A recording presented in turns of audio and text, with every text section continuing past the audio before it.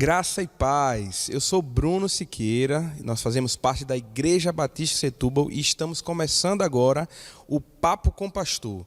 Hoje nós estaremos entrevistando o nosso pastor presidente, o pastor Paulo Milanês. Graça e paz, pastor, tudo bom?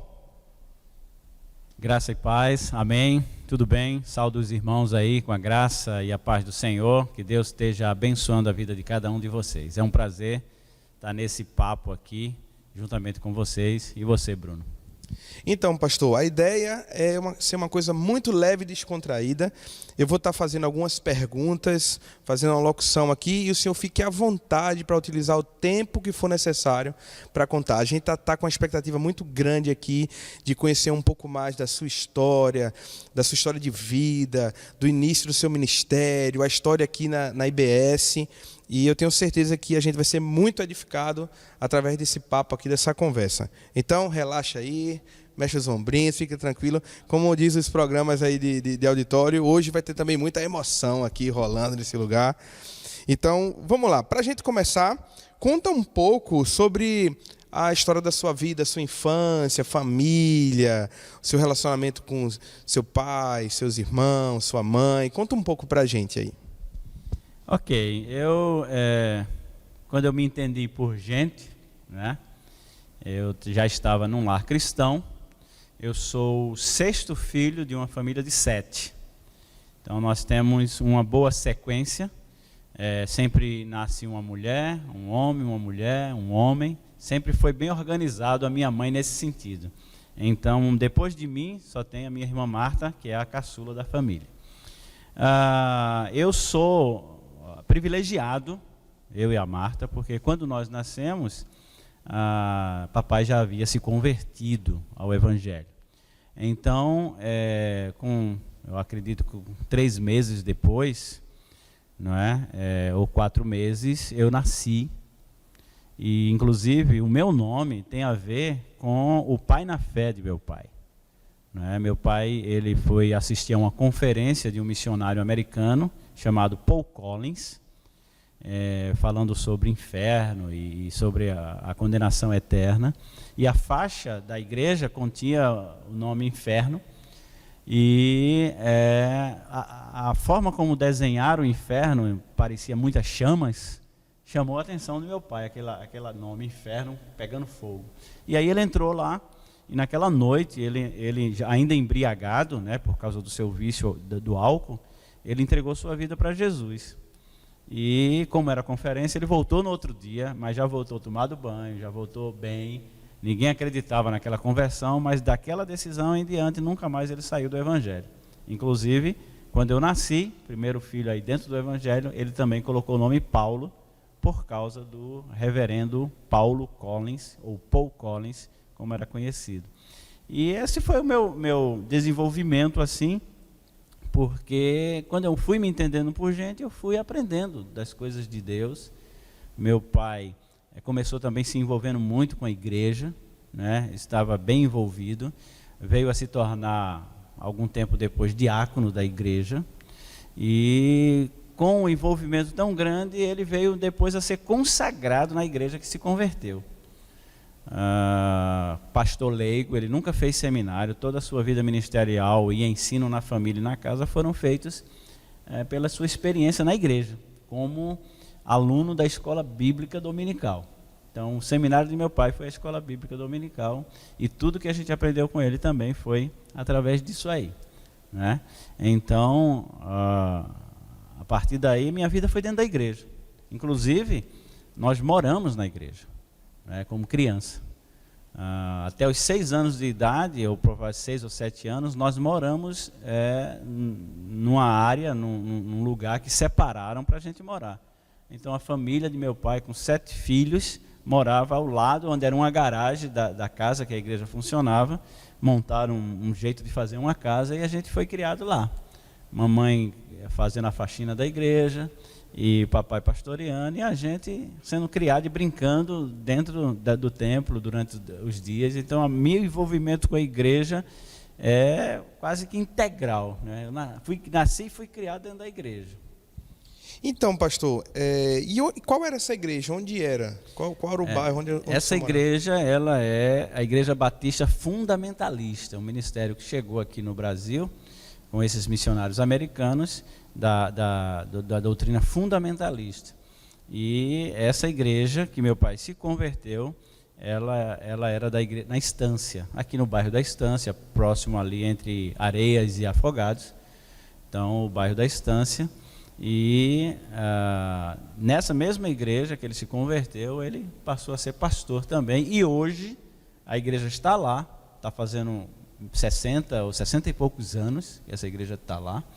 E quem é pastor dela hoje é o meu irmão, pastor Davi Milanês, que eu também já fiz parte de um período de tempo no ministério naquela igreja. Que você vai contar um pouco mais disso para a gente daqui a pouco. Isso. Então, 7 filhos, o senhor era o quase caçula. Quer dizer, era um antes. Caçula dos homens. Caçula dos homens. E, poxa, que história bacana. O seu pai, que tinha problemas, né, com álcool, tudo, se converteu. E a partir daí houve uma transformação na família. E eu sei que fora o senhor, como o senhor acabou de falar já, o senhor é pastor, mas também o seu irmão é pastor. E fala um pouco antes da gente entrar na sua história ministerial. Quantos outros frutos aí dentro dos irmãos tem dessa transformação do Pai do Senhor? A partir da conversão de meu pai, né? Depois minha mãe se converteu, não foi imediato, mas depois ela se converteu, e aí foram se convertendo os filhos, que já eram de maiores, né, do que eu, já uns 4 ou 5 anos mais velho que eu. Então, desse envolvimento com a igreja, com o trabalho, o que aconteceu? A minha irmã, a mais velha, ela casou com um rapaz, o pastor Francisco, que é pastor Francisco hoje, mas ele chegou na igreja para ajudar a tocar violão, que a gente não tinha quem tocasse. Então fizeram uma gincana na igreja para trazer um tocador de violão. E ele sabia algumas notinhas e chamaram ele foi lá. Só que em indo ele se apaixonou por minha irmã. E aí se casaram, né? Ele ficou na igreja trabalhando, apoiando, veio a ser diácono. E Deus chamou ele para o ministério. Então hoje ele é missionário lá em Triunfo, né, juntamente com minha irmã, a mais velha, né? O meu irmão Marcos também se tornou pastor. Ele sempre envolvido com o ministério e terminou se apaixonando por uma jovem da igreja de Deus, uma igreja renovada, e se envolveu lá e se tornou pastor por lá, né? Deus o levou há alguns anos atrás. Ele teve um infarto, mas ele foi pastor durante muito tempo, trabalhando em várias cidades aqui no Nordeste, pela Igreja de Deus. Fortaleza, Teresina, e foi até para a divisa lá, aqueles estados lá da divisa, lá no norte. E Deus o levou alguns anos atrás, mas ele foi pastor também.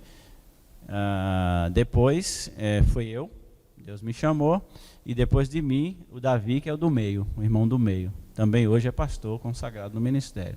Então, temos também minha irmã Betânia, foi casada com um pastor, ela foi para o seminário Batista do Cariri, e lá ela estudou e se formou, e casou com o pastor Isaías. Eles foram ele pastoreou a igreja da Paz, lá em Juazeiro do Norte, e depois a igreja Esperança, em Juazeiro da Bahia. Foi lá que Deus também o levou.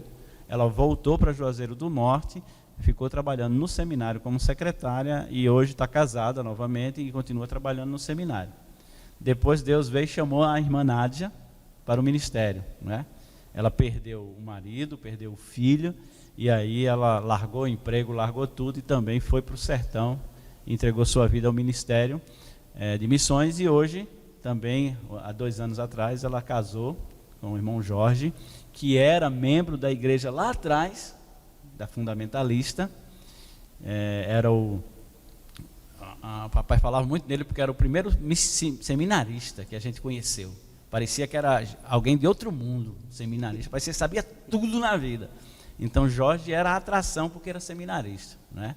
E aí, por alguma razão, ele teve que sair da igreja e depois de muitos anos eles se reencontraram agora, ela viúva e ele separado, e eles estão vivendo junto lá em Triunfo, servindo ao Senhor lá, né? Então, esses são os frutos desse trabalho, né? A Dalva mais velha, Marcos, a Nádia, Davi e eu, Betânia e eu. Rapaz, é impressionante, né? Por conta de uma escolha, uma teia foi sendo formada e hoje a gente vê quantas pessoas foram alcançadas, né, através da vida do seu pai. E a gente falou um pouco do seu pai. E agora fala um pouco pra gente sobre o relacionamento do senhor com a sua mãe. Inclusive, fala o nome deles pra gente, do pai e da mãe. Eu disse que não seria bom falar sobre a mãe, porque ia estragar a entrevista.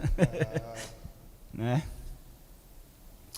Meu pai é Davi, pastor Davi Milanês. Ele era vendedor ambulante. Na verdade, ambulante não. Ele viajava para o interior vendendo miudezas. Pegava o carrinho dele e saía pelas cidades vendendo miudeza. E saía na segunda, voltava na sexta para cuidar da igreja. Né? Ele nunca recebeu R$1 da igreja. Ele sempre investiu na igreja, nesse caso. Ele sempre doou, nunca recebeu. Então, nossa relação maior era com mamãe, porque papai viajava a semana toda, e mamãe é que estava com a gente todo o tempo, né? Mamãe era uma pessoa muito simples, não tinha muito estudo, ela sabia pouco ler e pouco escrever, né? Mas ela tinha uma vida muito reta, muito digna, muito íntegra, e foi o que ela ensinou para a gente, né? A minha criação foi rígida nesse sentido, porque mamãe conseguiu, com seu exemplo, afastar a gente do mundo, né? A gente não conheceu o vício, não conheceu a bebida, não conheceu a balada, não conheceu a bagunça da nossa geração, porque mamãe, ela não proibia, mas a gente não queria ofendê-la saindo dos caminhos que ela ensinava. Então, é o tipo de autoridade, não é, que é gerada por excelência. Nós a respeitamos, a gente não tinha medo dela, a gente respeitava.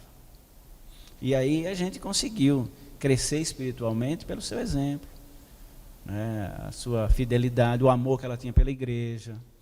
Então, ela podia ter todo o problema e chorasse em casa, mas eu sempre sabia, mas quarta-feira ela vai estar na igreja, e vai estar sorrindo e louvando a Deus. Então sempre me dava esperança, porque quarta-feira estava chegando, que era o culto de oração, quando a gente ia com ela. Então isso é muito marcante. Uma das coisas que eu já falei aqui na igreja, que me marcava muito, era depois do almoço, ela lavava os pratos, arrumava a cozinha, pegava a sua Bíblia e ia lá para a porta da casa, que era alta, tinha uns degraus, e ela sentava lá em cima, e ela lia a Bíblia, cantava o hino e orava. Né? E eu dizia, eu não era besta.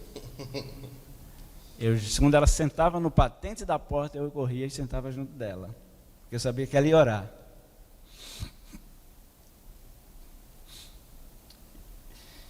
E ela... Desculpa. E ela orava, colocando a mão dela sobre minha cabeça. E eu acho... Tenho certeza, acho não, que eu estou no ministério hoje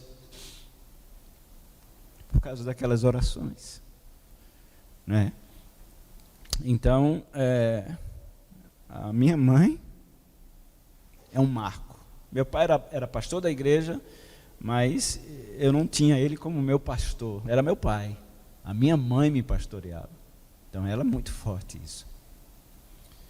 Eu não sei a experiência que meus irmãos têm nisso, mas a minha é essa. Tinha uma experiência muito forte. Eu não fazia as coisas erradas para não decepcioná-la. Pastor, lembrando, você já contou essa história para mim sobre a questão do carnaval. Como é que era essa questão do carnaval lá com vocês? Carnaval, desde que eu nasci, eu me entendi por gente, a gente fazia acampamento. Então a gente passava os 3 dias num acampamento chamado Acampamento Peniel, que era em Aldeia, na estrada de Aldeia. Hoje a gente passa lá, tem uma fazenda não, uma chácara lá e tal, a gente dá uma saudade tremenda. Então a gente saía sempre no sábado, chamado hoje o sábado de Zé Pereira, né? E quando a gente saía no sábado pela manhã, a gente já via a confusão, era o povo jogando tinta no outro, jogando água podre, ovo podre nos outros, aquela agonia. A gente já entrava na Kombi que vinha buscar a gente e a gente já via aquela agonia. Eu imaginava carnaval, aquilo tudo, os 3 dias daquele jeito, um inferno, né? Quando a gente voltava, já era quarta-feira, já estava tudo acabado. Então a gente não via o carnaval. E eu, por muito tempo, não vi o carnaval. A minha imagem de carnaval era aquele sábado de manhã, que sempre era aquela confusão no bairro. Gente correndo atrás de gente, jogando tinta, água podre. Então, a gente não participou, não via, não assistia nada de carnaval, né? Para você ter uma ideia, eu já, noivo de Erli, a gente não foi para acampamento. E eu peguei um carro velho de meu pai, a Brasília velha de meu pai, fui para Barra de Jangada, onde minha irmã Dalva morava com o pastor Francisco. Na época ele só era membro da igreja. E a gente ia passando no meio de um bloco, eu tremendo de medo, porque era o meu primeiro carnaval ali. Eu já com 18 anos, mais do que isso, e o carro quebrou no meio do bloco, o carro estancou. Imagina o meu medo, eu estava no carnaval, no inferno, né? E o que aconteceu? O pessoal do bloco foi lá e aí, qual é a bronca? Vamos lá, empurrar e tal. Os caras me empurraram, vai lá. E eu fiquei, oxi, tem vida. Tem gente normal no carnaval. Entendeu? Para você ver como eu fui afastado dessas coisas, eu não tinha essa experiência. Carnaval, São João, a gente não tinha esse negócio. Hoje eu vejo os crentes botando os filhos, chapeuzinho de palha, vestindo de coisa, levando até para alguns ambientes. Eu fico, meu Deus, que diferença da criação. Porque a gente não tinha esse negócio de chapéu, papai não deixava a gente nem ver a quadrilha. A gente gostava de ver a dança, o pessoal assistir. Papai dizia, não vai sair ninguém. Fogos, ninguém comprava fogos. Uma vez eu apanhei, porque eu fui ajudar um vizinho a fazer uma fogueira. Comecei a ajudar e fiz a fogueira para o vizinho. O papai soube e deu mais lapada, entendeu? Então, isso talvez alguém possa dizer, é muita rigidez. Mas meu amigo me ajudou demais. Graças a Deus, me libertou de tanta coisa ruim. Então não tinha São João, essas festas na escola, vai participar? Não vou participar. Tinha uma reza. Eu estudei numa escola que tinha uma reza logo no início da aula. As crianças ficavam de pé e iam rezar. Eu ficava sentado. E cheio de orgulho. Doido que a professora perguntasse, por que você não se levanta? Porque eu sou crente. E aconteceu, deve dizer, ô Paulo, por que você não? Eu sou crente, eu não rezo. Então, essa educação me ajudou demais. Foi uma educação maravilhosa, que eu passei para minha filha, entendeu? A minha filha, enquanto viveu comigo, esse negócio de São João, carnaval, não participava de nada e nunca ficou doida nem lelé da cuca por causa disso, entendeu? Então, infelizmente, os pais vão cedendo, é cultura. E eu sempre digo aqui também para quem estiver me ouvindo, né? Pode ter certeza que, infelizmente, vai sobrar para você, porque os pais não incentivam os filhos a ir para a igreja, os pais incentivam os filhos a ir para determinados lugares, depois vão estar no gabinete do pastor chorando, porque o filho não quer vir mais para a igreja, não quer saber mais de Jesus. Mas de quem é a culpa? É do filho? Não, é de quem educou. Entende? Da maneira como educou. E a gente vê isso na sua vida muito firme, né? Porque o senhor fala com muita convicção e com muita emoção que as suas experiências quando era pequeno, com a sua mãe, lá no início do evangelho, foi o que te trouxe aonde o senhor está hoje. Exatamente. Então, é um exemplo vivo a gente olhando isso para a vida do senhor. Vamos falar um pouco agora do início aí da sua caminhada ministerial. Então, a pergunta é, quais foram as primeiras experiências na igreja? O senhor já agora adolescente, ou jovem, adulto, quais foram as primeiras etapas? Porque a gente sabe que quando a gente começa a ir para a igreja, aí sempre tem alguma área que a gente acaba se encaixando e vai trabalhando, fazendo alguma coisa. É uma caminhada. Então, quais foram as primeiras experiências na igreja até chegar à questão do seminário? Isso. Como todos os irmãos, todo mundo participou, né? Eu sempre fui muito fraco em algumas áreas. Estudo. Eu era ruim de estudo. Ruim. Só os irmãos tudo passando de ano e minha mãe já preocupada comigo, porque sabia que podia ser que eu fosse reprovado. E aí papai ia criar maior confusão e tudo mais. Papai, ele comprava para nós um caderno e um lápis. E queria que a gente passasse no final do ano. Eu ficava correndo atrás de livro emprestado dos colegas, ver, porque ele não comprava livro para a gente. Não tinha condição, não é? Mas não dava a condição por não ter condição, né? Então sempre fui ruim de estudo. Meus irmãos aprenderam a tocar violão, eu nunca consegui tocar violão, instrumento nenhum. Para música eu sou zero. E isso foi me frustrando muito, né? Mas tinha uma coisa que eu gostava. Admirava meus professores da escola dominical. Olhava para eles como meus heróis. E meu foco, meu alvo. Eu queria ser um professor da escola dominical. É interessante, eu lembro na televisão, eu não lembro o canal, ainda era televisão preto e branco, não sei. Eu sei que eu assistia um pregador chamado Rex Humbard, americano. O cara pregava demais. E eu, pequeno, os colegas jogando bola na rua, brincando, Paulo, vem jogar. E eu não queria jogar bola, porque eu queria assistir a mensagem de Rex Humbard. Ele tinha uma família que cantava uma música bonita, e ele pregava, e para você ver, tinha tradução, era alguém traduzindo. E eu assim mesmo ficava admirado com aquele pregador, entende? Nunca imaginei que eu seria pregador, mas eu ficava admirado e ouvia a mensagem. E meu alvo, meu foco, meu objetivo de vida na igreja era ser líder da mocidade. E para mim foi uma vitória, um êxito, uma grandeza quando eu fui eleito pela primeira vez presidente da mocidade da Igreja Batista Fundamentalista da Estância. Né? Eu já tomava conta dos adolescentes. A minha esposa até brinca comigo, né? Que eu chamava, ela até fala nele, diz assim, é o grupo Pop-Go. Pop-Go. O grupo Pop-Go vai se reunir, o grupo Pop-Go vai se apresentar. E o que é Pop-Go? Pequenos obreiros para uma grande obra. Foi eu que botei esse nome. Então, resumindo, pequenos obreiros para uma grande obra ficou Pop-Go. E colou e ficou, né? Então, eu trabalhava com os adolescentes. Então, peraí, pastor. Então, o primeiro grupo que o senhor liderou foi o Pop-Go. Foi o Pop-Go. Parecia um grupo de dança. Vamos se apresentar, o Pop-Go. Mas o Pop-Go era mais de dramatização, fazer teatro, fazer umas pequenas peças, né? Eu não sabia música, não sabia nada, nunca toquei, nunca cantei. Primeira vez que eu fui para cantar, eu acho que foi isso que me traumatizou. Eu fui para frente da igreja, Paulo vai se apresentar. Aí eu fui. Quando eu cheguei lá, eu ia cantar uma música que fala assim: o sabão lava o seu rostinho lá. Meu amigo, eu atrapalhei tudo, eu não sabia qual era, se era o rostinho, se era o pezinho que cantava primeiro. E o sabão não sabia o que é que limpava. Eu sei que eu fiquei assim, deu um branco, meu pai disse: vá sentar, sente, e ensaie melhor quando for fazer isso. Deu uma bronca na frente de todo mundo. De lá para cá, nunca mais eu inventei de cantar na minha vida.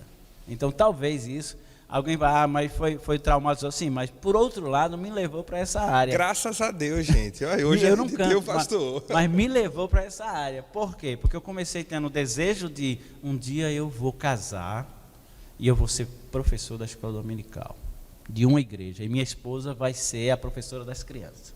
Era o meu sonho, entendeu? Um sonho que vinha depois de um primeiro sonho que meu sonho era ser jogador de futebol. Meu sonho era ser goleiro. Opa! Meu sonho era ser goleiro. Eu era o goleiro do bairro.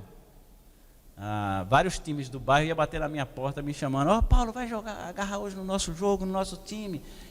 Às vezes eu jogava no domingo à tarde, no sábado de manhã num time, no sábado à tarde em outro, no domingo à tarde, porque só podia ser à tarde em outro. Então eu era o goleiro do bairro. E eu não fui, não sei se foi isso, mas eu tinha um teste para fazer no Náutico, o time do coração, né?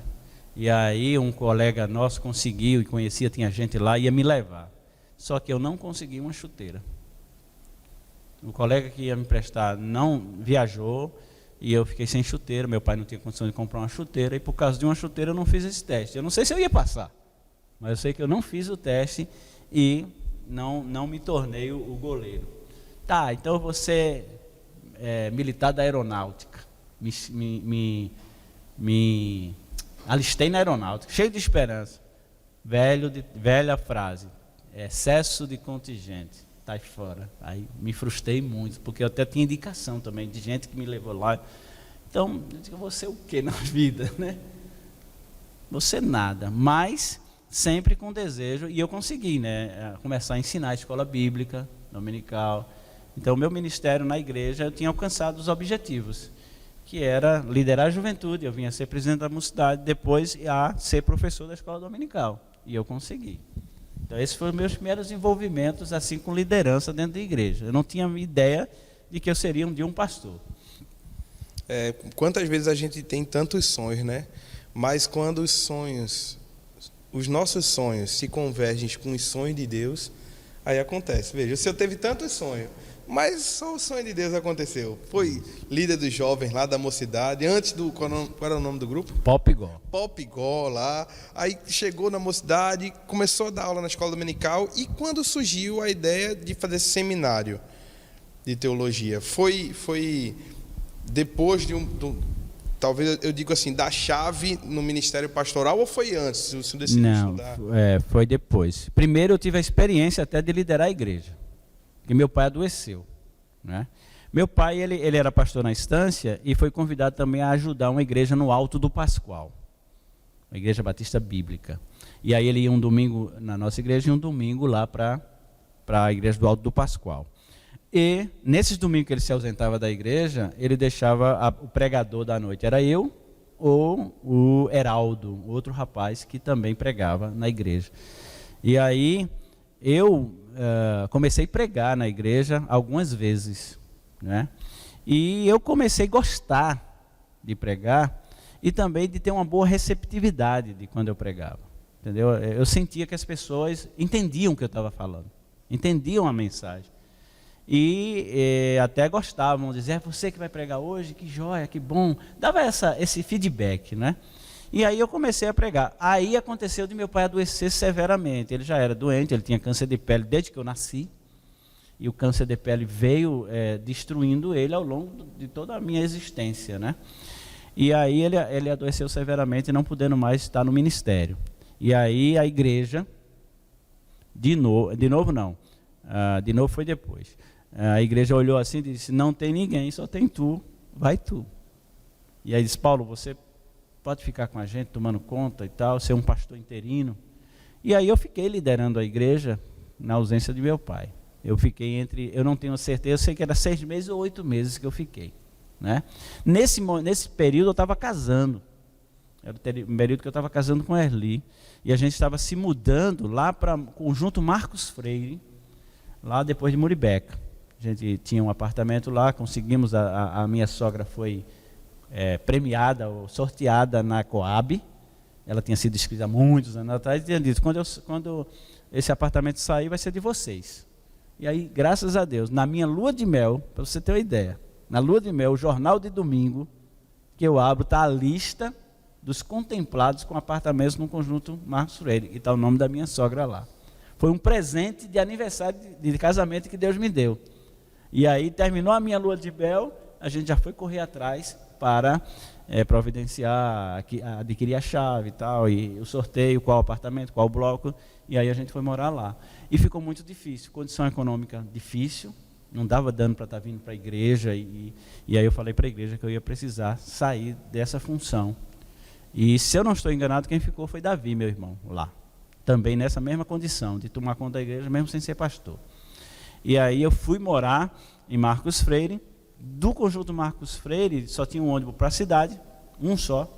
E tinha um que chamava, popular, um ônibus popular que fazia Marcos Freire Barra de Jangada, no domingo. Tipo para levar a gente para a feira e tal. E aí esse foi o meu transporte para ir para a igreja Batista Candelária, Batista regular, Candelária em Candeias. E aí eu fiquei indo para lá. Quando o pastor, que era o pastor Nilton da época, me chamou para conversar, e querendo assim, usar a gente, né? O casal que estava chegando novo lá, foi também o tempo que estava chegando um missionário, Steve, para o Brasil, também tendo como base essa igreja lá. Mas o objetivo dele era abrir um trabalho em Boa Viagem. E aí, nesse meio tempo, foi quando eu conheci o missionário Steve, que queria abrir o trabalho aqui. Eu não falava nada inglês, ele nada português. Quem fez o nosso contato foi o pastor Francisco. Me apresentou para ele. E aí a gente ficou se comunicando com um pouquinho de palavras em inglês, gestos. E aí a gente terminou de só Deus mesmo se entendendo. ele estudando português, e eu aprendendo um pouco inglês com ele, um pouco mesmo, porque eu nunca aprendi inglês. Minha filha é professora de inglês, e eu não sei nada de inglês, mas a gente conseguiu se entender, e ele me convidou para ajudar ele na abertura desse trabalho aqui, em Boa Viagem. Então, peraí, só para o pessoal entender. A gente está entrando agora no momento da história onde tudo começou aqui da IBS, não é isso? Através do missionário, da sua comunicação. Então, você está começando a contar para a gente um pouco do início da história da Igreja Batista em Setúbal. Isso, aí já começa a surgir a história. Tanto da minha história como da igreja, que é onde se une, né? Então, esse missionário, a gente se uniu, ele falou do projeto de abrir uma igreja em Boa Viagem e perguntou se a gente queria trabalhar com ele. Eu disse, claro, a gente quer. O pastor Nilton ficou um pouco triste, porque já era na hora que a gente já ia embarcar lá, mas ele entendeu. A gente o missionário veio morar aqui em Setúbal, na rua Valdemar Neri, lá, onde hoje eu moro na frente. Então, o que aconteceu? Ele morava lá, a gente ia todo final de semana para lá, sábado e domingo. No sábado a gente fazia jogo de vôlei na rua, montamos uma quadra de vôlei para montar na rua, e a gente ficava jogando. E nem eu sabia jogar vôlei, nem ele também. Ficava um jogando a bola para o outro. Aí os adolescentes da rua vêm ajudar. E aí começaram a jogar. Depois tinha um jogo de vôlei, todo sábado à tarde, lá bem animado, e a gente só organizando. E depois do jogo de vôlei, tinha cookies, né, da missionária com Coca-Cola. Aí a galera toda ia para lá. Depois tinha jogo, cookies, e a gente começou a introduzir a palavra. E aí fomos com isso ganhando alguns adolescentes para Jesus. Entre eles, o irmão Arlington, que hoje está nos Estados Unidos, que faz contato com a gente. Então, Arlington foi um dos primeiros adolescentes jovens que se envolveu com a igreja.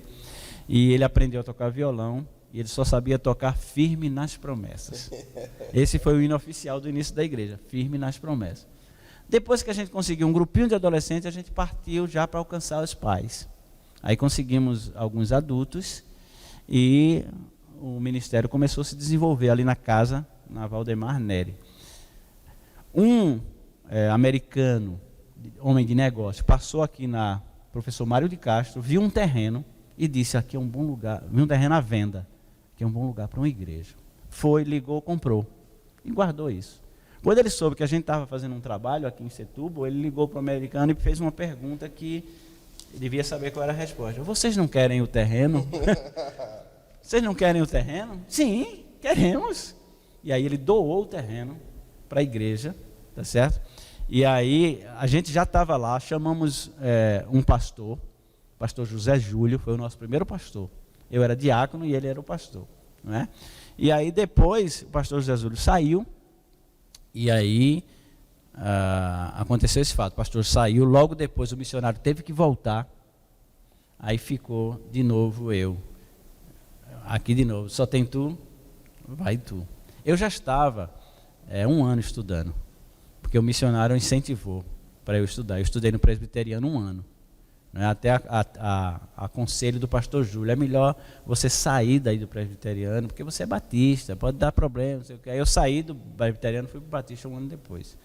E aconteceu do pastor Júlio sair, eu estava estudando, o missionário tive que voltar. E aí a gente ficou com esse terreno, com um prédio inacabado, que a construtora veio e fez a estrutura de concreto. Eu e mais, acho que 6 adultos, e fomos tocar a obra. Antes do missionário ir embora, nós fomos consagrados ao ministério, com 1 ano, estudando 1 ano, consagrado ao ministério, e aí a gente ficou sendo pastor da igreja, e aí a bronca foi grande, porque a gente só tinha um prédio aqui. O primeiro culto que a gente fez aqui, não tinha água e nem luz. A gente puxou uma gambiarra de luz, sem contador da rua, e a gente fez aqui o nosso culto, né? Eu lembro que a gente fez uma campanha para adquirir recursos para a gente começar a obra para terminar. Aí eu sei que eu falando e pregando isso, eu chorei. Aí depois do resultado da oferta, foi até boa. Aí um adolescente, o Augusto, chegou para mim e disse, foi massa tu ter chorado, isso deu certo. Deu certo, olha. Ele pensou que eu tinha chorado para mobilizar as pessoas. Pronto. E aí, meu irmão, foi bronca, porque quando o missionário foi embora, né, antes dele ir embora, ele mudou-se para uma casa e eu fui morar lá no primeiro andar da casa. Era um quarto, um banheiro. Eu, Erli e Emily, novinha, moramos lá. Então quer dizer que pela segunda vez o senhor passou a morar na igreja. Exatamente. Quando criança e agora casado, Emily morou na igreja, igual a mim. A gente morava no primeiro andar, um quarto com um banheiro, e a gente usava a cozinha da igreja, que era a cozinha de lá de baixo, onde a igreja se reunia. E aí a gente chegou a passar lá, eu acho que 1 ano e meio. Foi quando o missionário foi embora, a gente teve que entregar a casa. E aí eu voltei. Nesse período eu já tinha vendido o apartamento, tá? E tinha comprado uma casinha no Ibura, no R5. E a nossa casa estava fechada lá, a gente teve que reformar, ajeitar, porque estava lá muita coisa para fazer. E voltamos lá e ficamos morando lá. Aí a bronca foi essa: cuidar da igreja, morando no Ibura, para vir de lá para cá de ônibus, né? Eu acho que o ônibus que a gente tinha era 2 Carneiros Boa Viagem, era 3 Carneiros Boa Viagem, passava lá, bêbado, cachaceiro, uma bagunça. Era horrível pegar aquele ônibus, né? Com minha família e minha filha novinha. E, meu Deus, que sacrifício. Aí depois a igreja sentiu o drama, começou a pagar meu táxi de volta. Aí já aliviou. Toda semana um irmão era escalado para pagar meu táxi para voltar. Eu vinha de ônibus mais tarde da noite, porque uma irmã me viu. Ela já tinha ido para casa, já tinha ido jantado, aí saiu, aí passou na parada do ônibus, estava só eu, Erli e Emily, lá na parada do ônibus, esperando o ônibus. Ninguém mais, só eu e ela. Ela disse que passou ali e se compadeceu. Oxe, o pastor ainda está aqui, esperando o ônibus para voltar para casa. Aí chamou um pessoal e disse: olha, isso, graças a Deus, ficaram pagando. Depois disso, mais tempo, com a igreja crescendo e se desenvolvendo, aí a igreja me deu um carro. Já pensou? Aí se reuniram e compraram um Chevetezinho hatch. Muito bom, mas rapaz, foi uma alegria incomparável.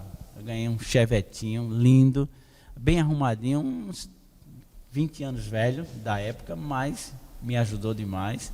E graças a Deus, de lá para cá, Deus tem abençoado, né?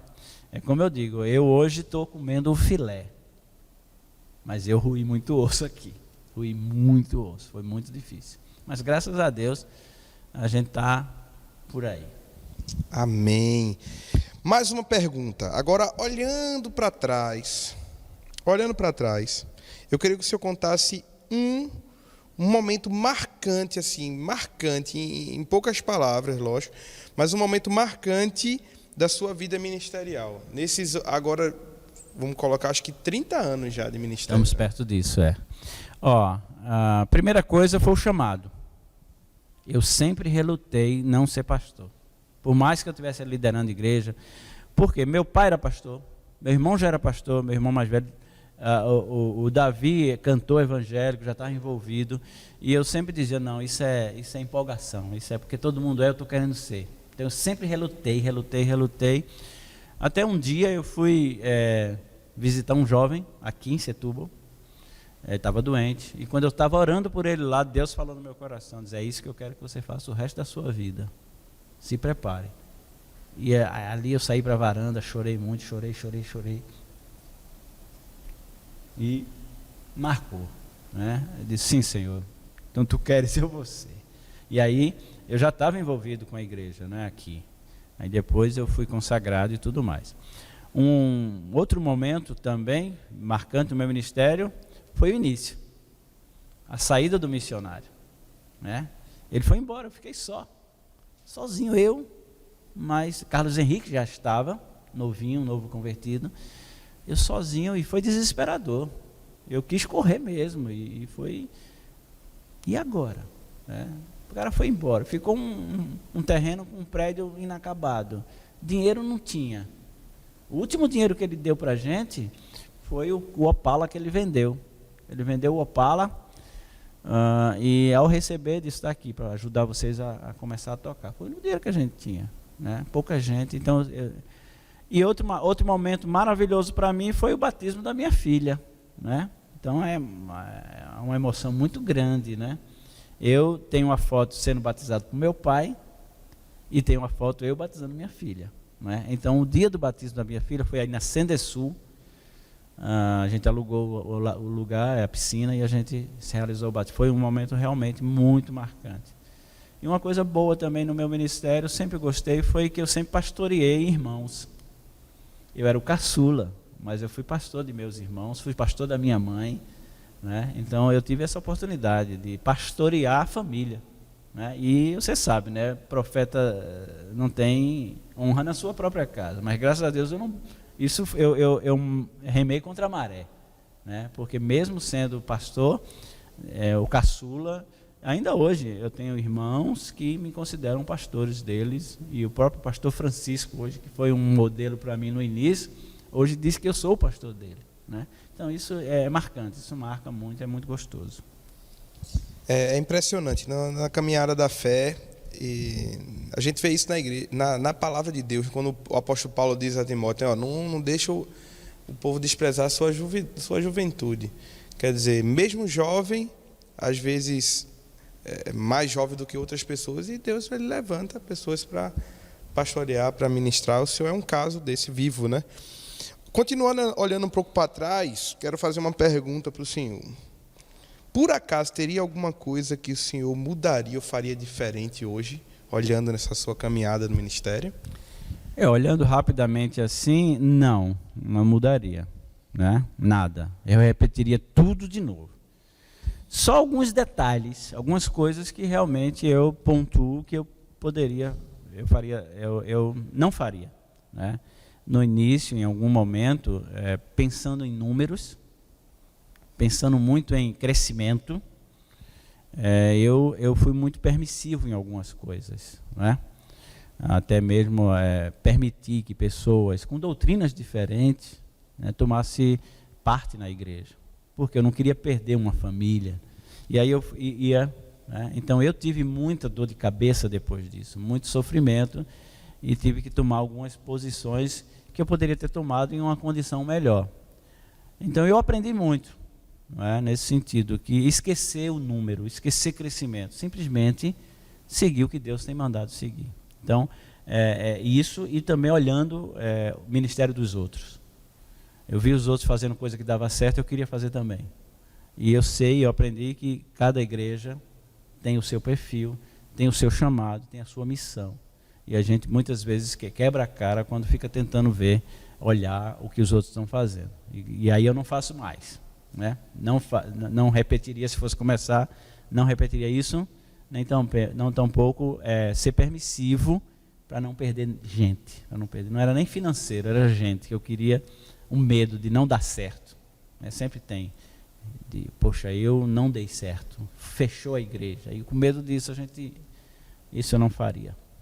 Amém. Agora aqui, eu queria fazer um bate-bola com o senhor. Sabe como tem aqueles programas, como a gente está tendo agora? Então eu vou falar uma palavra e o senhor vai ter que responder com uma palavra ou com uma frase curta. Então eu vou falar uma palavra e o senhor responde com uma palavra que signifique para o senhor ou com uma frase curta. Ok? Então vamos começar. Primeiro, família. Família é tudo. Amigos. Poucos. Igreja. Minha grande paixão. Pecado.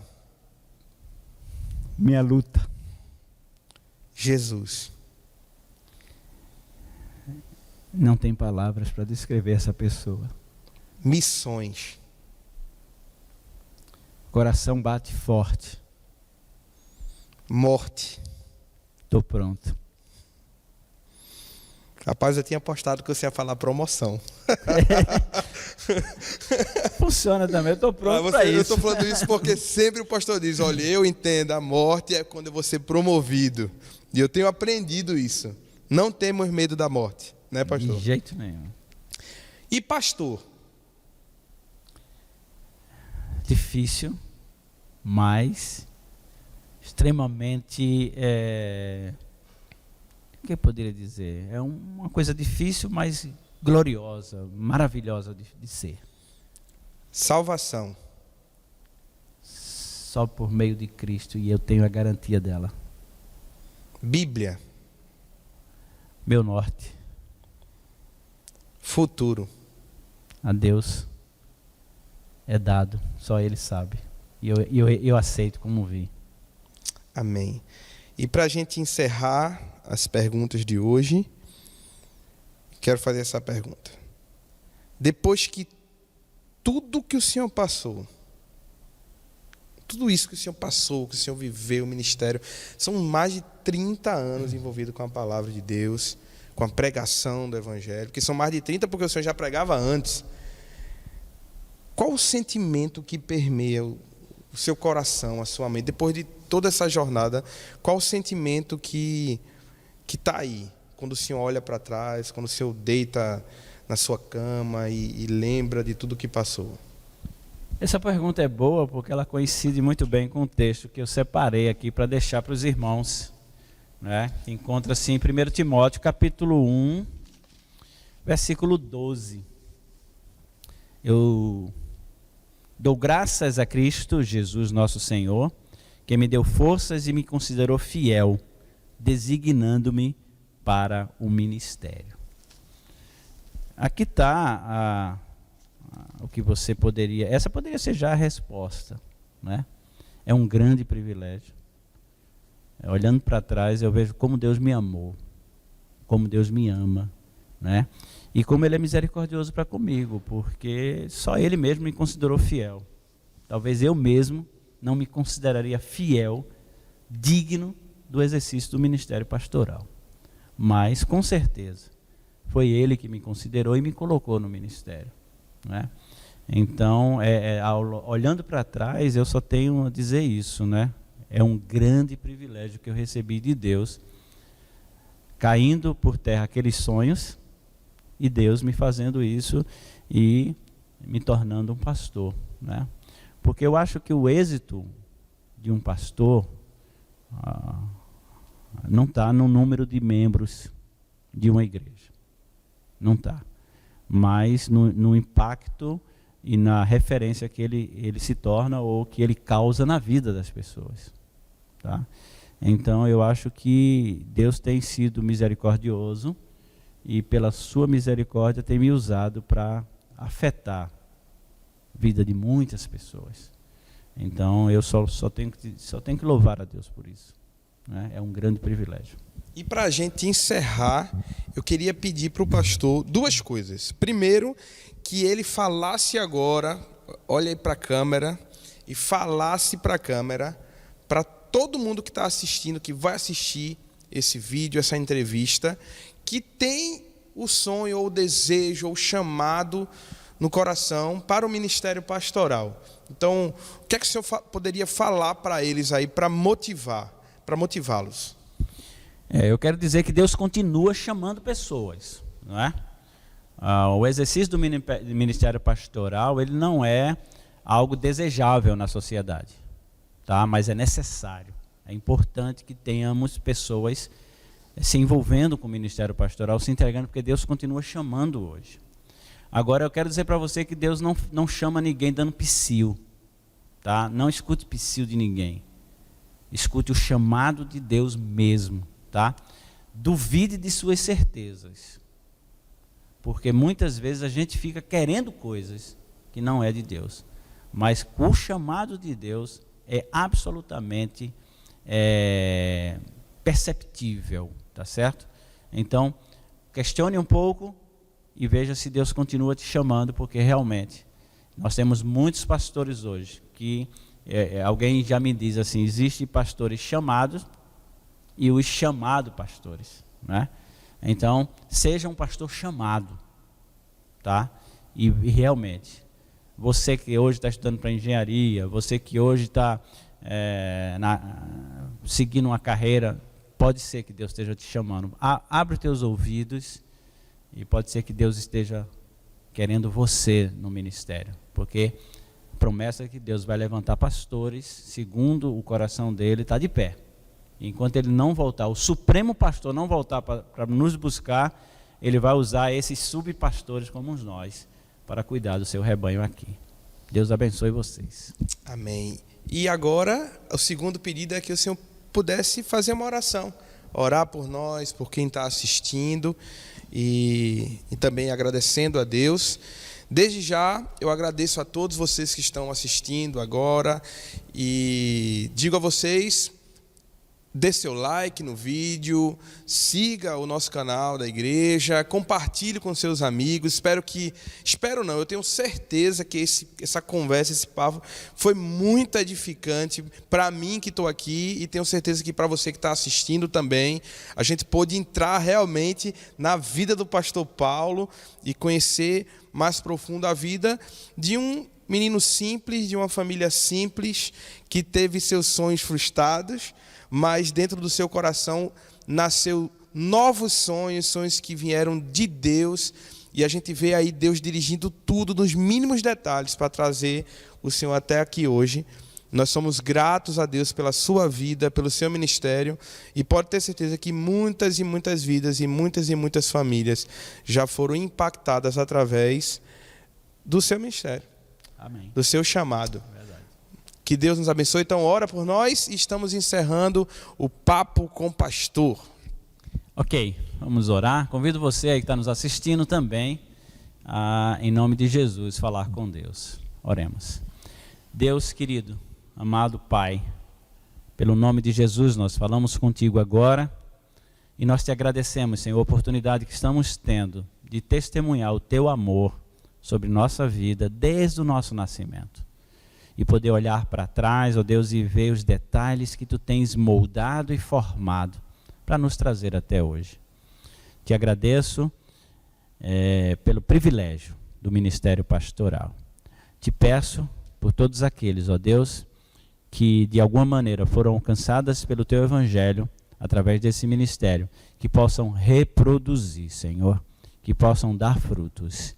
E te peço também, ó Deus, em favor desses que estão nos escutando e que são chamados por ti, que tu possas conduzi-los, Senhor, diretamente, rapidamente, Senhor, para onde tu queres levá-los, e que eles venham a ser luz, e venham a brilhar, e venham a transmitir com ousadia, coragem, dignidade e amor a tua palavra.